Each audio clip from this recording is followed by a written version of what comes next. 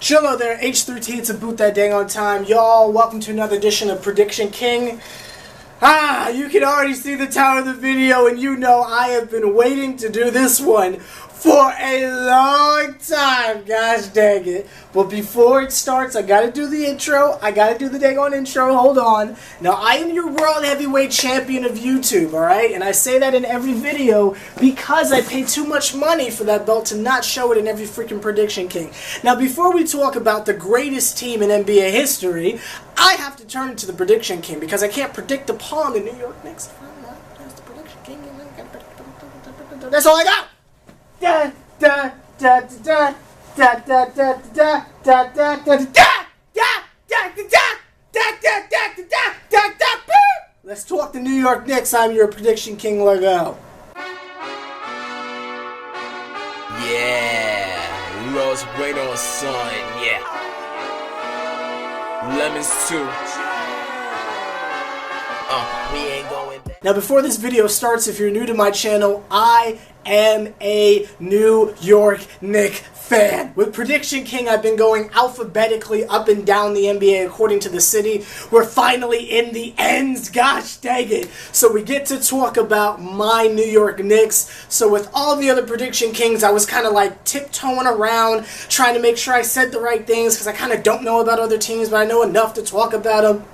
But this time I actually know everything about the team, so we can just go all the way in. Now, we already talked in Media Day earlier this week, and I strategically kept pushing back this Prediction King because I wanted all of training camp to be over, and we're like about 48 hours before the first preseason game, so we can really talk about this dang on foolishness. I'm going to go ahead and put my predictions out there just off the top. We're going to win the highest, I think, 54 games, and the lowest, I think, 47. Now, I say that because, much like I've said with the other teams in this Prediction King series, a lot of teams in the East have gotten better, and overall in the league. So, a team that was guaranteed to win 50 games last year might be in the mid-40s. But we do have a super team, whether you want to call it that or not, we freaking do. So, I say highest. I mean, if we're just like on some crazy stuff and everybody's doing amazing, highest 54 wins, lowest 47 wins. I think we're going to be the number 2 seed in the East, number 3 at the lowest. I think the only teams that have potential to be better than us are the Pacers and the Cavs, and I've said that on multiple occasions. The Celtics suck. No, absolutely not. Hawks, that might be a matchup issue for us, but they're not that good. There's no other team in the East other than the Pacers and the Cavs who present any form of challenge to us whatsoever. And yes, that includes the Raptors. I mean, we've said this on multiple occasions. And again, I'm not going too in-depth on the Knicks because I talk about the Knicks all the time on my channel. So if you want to see me do an in-depth analysis about the Knicks, check out my plethora of other Knicks videos. But let's think about just common moves here. If Derrick Rose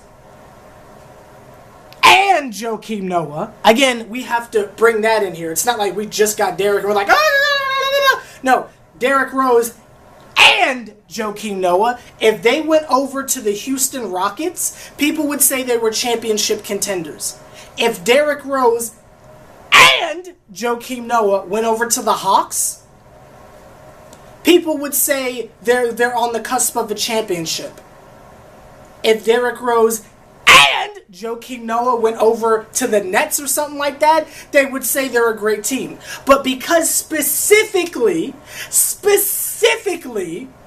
these two went to the New York Knicks, all injuries, oh blah, blah, blah, that, blah, blah, blah. When they were on the Bulls, injuries or not, in the Eastern Conference Finals against the Cavs or the Heat, year after year after year after year. The same Derrick Rose and the same Joakim Noah we have right now, no one was talking trash. Everyone always says the Bulls have a chance. But you separate, like they're the same players, they're actually healthier because Derrick Rose is going into this training camp healthy, best shape he's been in since the injury. They're not hurt yet. We didn't get them on an injury.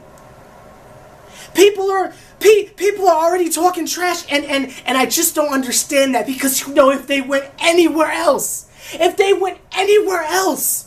all of a sudden it's some major championship move. Again, I'm not going to get too in-depth into it because I've made a gazillion Knick videos, but this is a Prediction King, so I do have to explain my thoughts just a little bit. I know no one other than us Knick fans are going to agree with my prediction on that, but as far as how deep in the playoffs we'll go, I think the highest I can see us going is maybe